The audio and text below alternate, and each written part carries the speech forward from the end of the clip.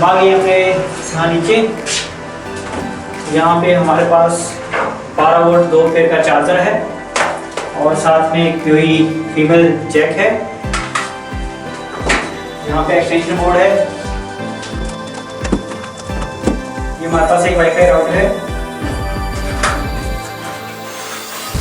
मर्सिस का, जैसे टेंडर का राउटर में वैसे ही है। इसमें एक वैन पोर्ट है, बाकी लैन पोर्ट है और इसे आप रिपीटर भी कर सकते हैं और चाहे तो इसे लैन के थ्रू एक्सेस भी कर सकते हैं। पहले हम आपको लैन के थ्रू एक्सेस करके बनाएंगे, फिर हम देखेंगे रिपीटर कहाँ तक हम लगा सकते हैं, जहाँ तक डीलिंग की रेंज आएगी वहाँ तक। तो पहले हमें क्या करना पड़ेगा, ये जो PI किट है और ये जो चार्जर है इसे ऑन करना पड़ेगा। यहाँ पे आप देख सकते लाइट जल पड़ी है और यहाँ पे जो फीमेल है वहाँ हम इसे लगा देंगे और साथ में जो चार्जर इसका है उसके थ्रू इसे ऑन कर लेंगे। तो आप देख सकते हैं सब कुछ ऑन हो चुका है।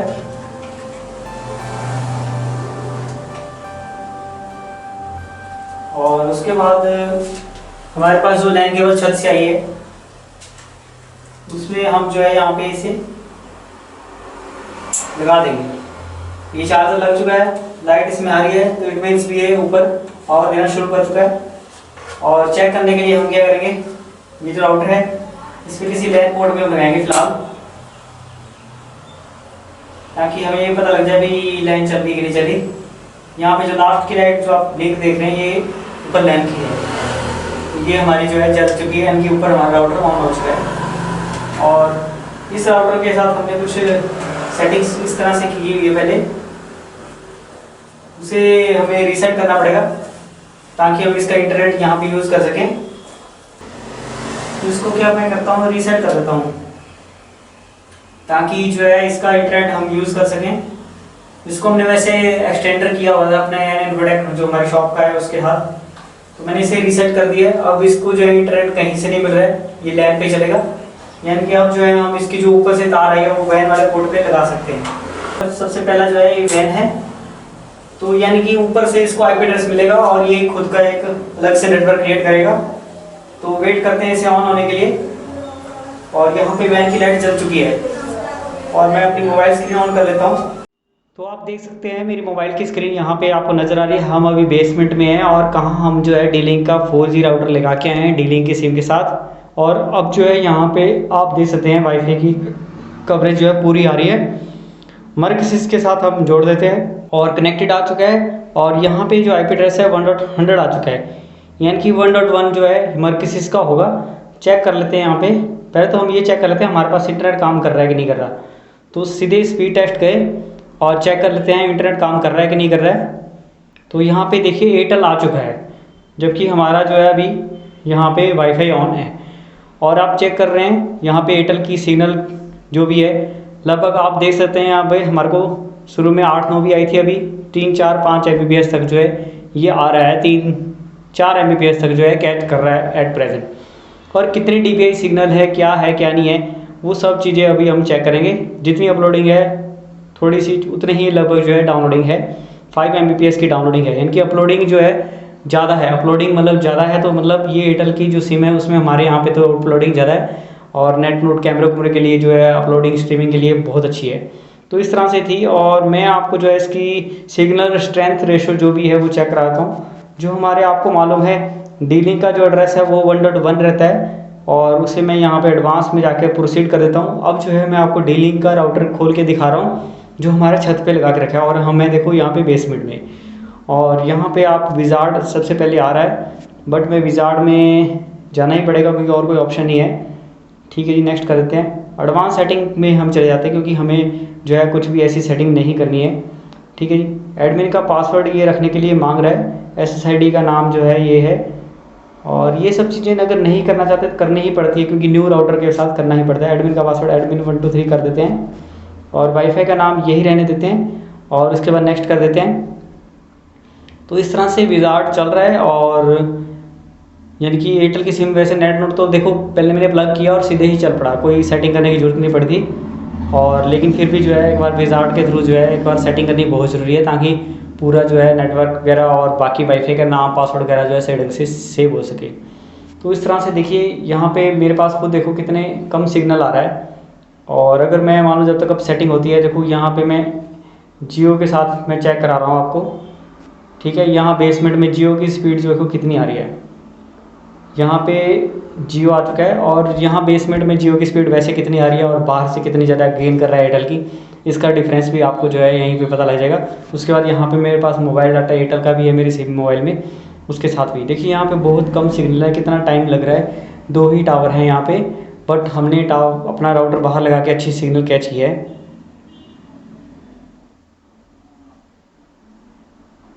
तो आप सोच सकते हैं जहाँ पे मैं अभी बेसमेंट में हूँ वहाँ पे देखिए 500 kbps की आ रही है स्पीड, बहुत ज़्यादा, मतलब जो है इतना कम जो है देखो यहाँ पे बेसमेंट में अभी स्पीड आ रही है डे टाइम में। और यहाँ पे 4 बज चुके हैं अभी। और उसके बाद देख सकते हैं अपलोडिंग के लिए भी जो है यहाँ पे तो आपको मतलब डाउनलोडिंग इतनी आ रही, तो अपलोडिंग का तो नाम ही नहीं आएगा फिर तो इस तरह से ये है जियो की। अब मैं अपने मोबाइल डाटा को जो है एयरटेल में स्विच कर लेता हूँ और कॉलिंग मोबाइल डाटा जो है मैं आपको एयरटेल का स्विच कर लेता हूँ, ठीक है। तो एयरटेल का जो है नेटवर्क यहाँ पे कितना है और बाहर लगा के कितना हम एक्स्ट्रा कैच कर रहे हैं, और वो चीज़ मैं आपको दिखा देता हूँ। तो यहाँ पे देखिए अब जो स्पीड टेस्ट जो है अब एरर आ रहा है, एयरटेल फाइंड हो चुका है। अब मेरा सिम का LTE देखो यहाँ पे लिखा आ चुका है, उसके बाद कनेक्टिंग हो रहा है। और चेक करते हैं यहाँ पे अब कितनी स्पीड है, यहाँ पे एयरटेल की आ रही है बेसमेंट में। तो यहाँ पे सिर्फ 2 ही टावर आ रहे हैं, तो आप अनुमान लगा सकते हैं आपको भी अगर सिग्नल इतना कम आता है तो बाहर लगाने से कितना गेन हो सकता है, आप यकीन मानिए देख सकते हैं। और यहाँ पे देखिए 1 Mbps के आसपास जो है स्पीड आ रही है और बाहर आ रही थी 5 Mbps, इनकी 5 गुना ज़्यादा स्पीड हम घर के अंदर कैच कर पा रहे थे, बिकॉज ऑफ भी हमने बाहर राउटर लगाया है। और लगाने का तरीका आपको सारा बताया हमने। और अब जो है मैं एक बार यहीं पे ही सेटअप रहने देंगे, अब मैं दुकान के ऊपर जाके चेक करूँगा और फिर उसके बाद छत के ऊपर जाके चेक कराऊंगा आपको भी, हाँ भी क्या क्या डिफरेंस है। सब जगह सेटअप हमारा कंप्लीट हो चुका है, अब अलग अलग जगह पे क्या क्या इंटरनेट की स्पीड आती है इस वाईफाई के साथ और जियो डी-लिंक के साथ। यहाँ पे तो डी-लिंक की रेंज नहीं आ रही है, देखिए यहाँ पे डी-लिंक का जो है कोई भी यहाँ पे सिग्नल नहीं आ रहा है, क्योंकि आपने देखा यहाँ से लगभग जो है मैंने 39 मीटर दूर जो है वायर लगाई है और यहाँ पे मर्कसिस के साथ ही कनेक्ट हो रहा है। और फिर से एक बार दोबारा मैं टेस्ट करा लेता हूँ, एक बार जाने से पहले यहाँ से छत स्लैब पे जाऊँगा अपने, मतलब शॉप पे जाके चेक कराऊंगा शॉप पे रेंज आ रही है कि नहीं आ रही डी-लिंक की। उसके बाद मैं अपनी शॉप के बाहर सड़क से चेक कराऊंगा, तो वहाँ से चेक कराऊंगा। देखिए तो 5-6 Mbps तक जो है स्पीड आ रही है। और हम कैसे चेक करते हैं DVI सिग्नल वगैरह, वो सारा मैं जो है अब यहाँ पे एक बार ब्राउज़र पे जो है डी-लिंक खोल लेता हूँ। तो इस तरह से हमारा डी-लिंक का डिवाइस खुल चुका है और यहाँ पे आप इंटरनेट देख सकते हैं, LTE है और 100% सिग्नल लेवल है। तो 100% सिग्नल लेवल पे ऊपर जो है MCC, MNC, cell ID, RSSI ये क्या होता है ये मुझे ज़्यादा नहीं मालूम, लेकिन आप जो लोग कमेंट करते हैं उनके लिए मैं आपको दिखाना चाहता हूँ भी क्या आप अब देख सकते हैं भी सिग्नल जो है हमारे को कितना आ रहा है। वो सब चीज़ें जो है आप अपने हिसाब से आइडिया लगा सकते हैं भी आपके वहाँ पे क्या आता है और मैं यहाँ पे आपको क्या करके दिखा रहा हूँ, इसको आउटडोर लगा के कितना जो है डिफरेंस आ रहा है। तो मैं इसमें लॉगिन द्वारा कर रहा हूँ और देखिए यहाँ पे मोबाइल वैन जो कनेक्टेड है हमारा और LTE है, APN वगैरह ऑटो है क्योंकि सब कुछ मैंने कुछ भी नहीं सेटिंग की है। अब बात करें यहाँ पे वैन फेल पे क्या होगा, तो इथरनेट वैन पे चला जाएगा, ठीक है। तो इसमें अगर मोबाइल वैन रखेंगे तो मोबाइल वैन पे ही रहेगा, तो इथरनेट वैन पे भी अगर होता है ऑप्शन तो लगा सकते हैं। ऐसे ऑप्शन भी हमारे डी-लिंक में है, देखिए फेल ओवर के ऊपर क्या करेगा।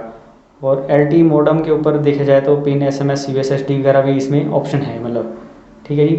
तो ये सब चीज़ें इसमें है। अब ये देखिए यहाँ पे कुछ एक्स्ट्रा ऑप्शन नहीं है, RP -65 है, RQ -14 TAC बैंड इसमें लिखा रहा है, सेल ID, RSSI, मैक ये वो, ठीक है। एक DBI वगैरह लिखाता है वो मुझे नहीं मालूम कहाँ पे लिखाता है, बट आपने जो ऑप्शन देखी यहाँ पे जो भी आ रही है LTE सिग्नल की -65 जो है RSRP आ रहा है, तो ये जो है सिग्नल जो भी आप मापते हैं जिस तरीके से भी ये सारी चीज़ें आ रही हैं अभी यहाँ पे, ठीक है जी। तो ये हमारे जो है डी-लिंक के अंदर जो है सेटिंग्स आ रही हैं। और अब जो है मैं देखो यहाँ पे मैंने अभी 2 बार चेक करा चुका हूँ, यहाँ पे मैं शॉप पे चले जाता हूँ वहाँ से आपको चेक कराता हूँ। तो मोबाइल स्क्रीन मेरी ऑन है, तो मैं कैमरा लेके ऊपर शॉप पे जाता हूँ, सड़क पे चेक कराता हूँ आपको। सो फ्रेंड्स मैं आ चुका हूँ अपनी शॉप पे और यहाँ पे हम देख लेते हैं अभी हमारे पास मर्कसिस के साथ जुड़ा है, क्या यहाँ पे डीलिंक की रेंज आ रही है। डीलिंक की देखो यहाँ पे हल्की सी 2 आ रहे हैं टावर, और कनेक्ट कर लेते हैं और यहाँ पे देख लेते हैं हमारे पास कितना सिग्नल इसका आ रहा है और शायद कनेक्टेड हो पाएगा नहीं हो पाएगा। यहाँ पे देखिए हमारे पास 72 Mbps इसने कैच कर लिया है और 0 की सीरीज़ में आईपी एड्रेस दिया है।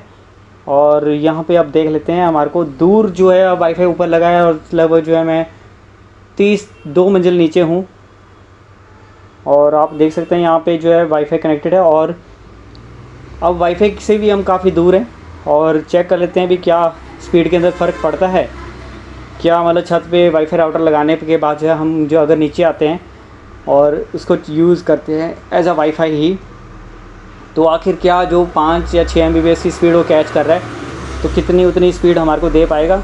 तो आप देख सकते हैं ये तो बहुत ज़्यादा डाउन चला गया, 100 kbps भी नहीं आ रही है। अब ये नहीं मालूम भी ये स्लो हो चुका है या किस वजह से स्लो है, या तो हम वाईफाई से दूर हैं ज़्यादा तब जाके इतनी कम kbps आ रही है। और इसे चेक करने के लिए हम क्या करेंगे, हम जो है अपना जो नेटवर्क है स्विच करेंगे, हम कर देंगे मर्कसिस में स्विच, क्योंकि मर्कसिस नीचे वाले फ्लोर पे लग रखा है और हम आपको मर्कसिस के साथ चेक करा रहे हैं। और ये डिस्कनेक्ट हो चुका है और फिर से चेक हो रहा है हमारा इंटरनेट कनेक्शन और फाइंडिंग सर्वर आ रहा है और आ चुका है, और कनेक्टिंग में कनेक्ट करके देखते हैं। तो अब जो है हम आ चुके हैं, देखिए तो दिक्कत सिर्फ उतनी नहीं है। देखो अब वैसे जो वही राउटर डीलिंक का देखिए ये मर्कसिस के साथ हम जुड़ रहे हैं और वही राउटर जो है इतने कम kbps दे रहा था, लेकिन हमारा जो नीचे मर्कसिस के साथ लगाया हुआ है वो उसको लैन के थ्रू एक्सेस करके देखो कितने Mbps हमारे को दे पा रहा है। और फिर से मैं एक बार दोबारा से चेक कर लेता हूँ, 5 Mbps तक अपलोडिंग और 10 Mbps तक जो है 8.56 Mbps तक जो है ये डाउनलोडिंग ले रहा था, और वही डीलिंक का राउटर जो है हमने नीचे एक्सेस किया है। अगर उसको हम रिपीट करते हैं, ठीक है, यहाँ पे अभी डीलिंक जो हमने नीचे लगाया ना, यहाँ पे हम इसको जो है रिपीटर मोड पे लगा सकते हैं, क्योंकि नीचे तो डीलिंक की रेंज नहीं आ रही है, बट यहाँ पे 2 टावर आ रहे हैं। अब उसको यहाँ पे लेके आते हैं, रिपीट करते हैं, फिर चेक करते हैं भी आखिर जो है उसको रिपीट करके जो है कितना जो है हमारे को इंटरनेट कनेक्शन मिलेगा। तो मैंने दोबारा डीलिंक से जोड़ दिया है और फिर से मैं एक बार जो है क्रॉस चेक कर लेता हूँ एक बार भी कितनी जो है स्पीड यहाँ पे कैच कर रहा है। डीलिंक के साथ हमने कनेक्ट किया है, सिर्फ 2 ही टावर आ रहे हैं हमारे पास। वाईफाई अगर कमज़ोर हो यानी दूर चले जाए हम तो भी मतलब दिक्कत आती है स्पीड की, इतना मतलब जो है समझ आ गया है। यानी कि हमारे को कितने टावर आने चाहिए, लगभग 3-4 टावर आने चाहिए तभी जो है स्पीड कैच कर पाएगा। वाईफाई टू वाईफाई भी जो है स्लो हो जाता है इंटरनेट, अगर आप देख रहे हैं तो इतनी कम स्पीड हो जाती है। यानी कि दूसरा राउटर लगाना अच्छी बात है, कम नेटवर्क कैच करना वाईफाई का वो भी दिक्कत वाली बात है। अब मैं जो है शॉप के बाहर से वहाँ सामने चले जाता हूँ, यहाँ पर कैमरा लगा देता हूँ, आप देखते रहिएगा मेरे को। तो इतना गड़बड़ है और मैं इसे ऐसे ही रहने देता हूँ और लेके जाता हूँ अपना माइक वगैरह सब कुछ सेटअप बाहर, और आप देखिएगा फिर कैमरे को मैं परे तरफ कर देता हूँ। मास्क लगाना पड़ता है क्योंकि बाहर पुलिस वाले आते हैं, चालान हो जाता है।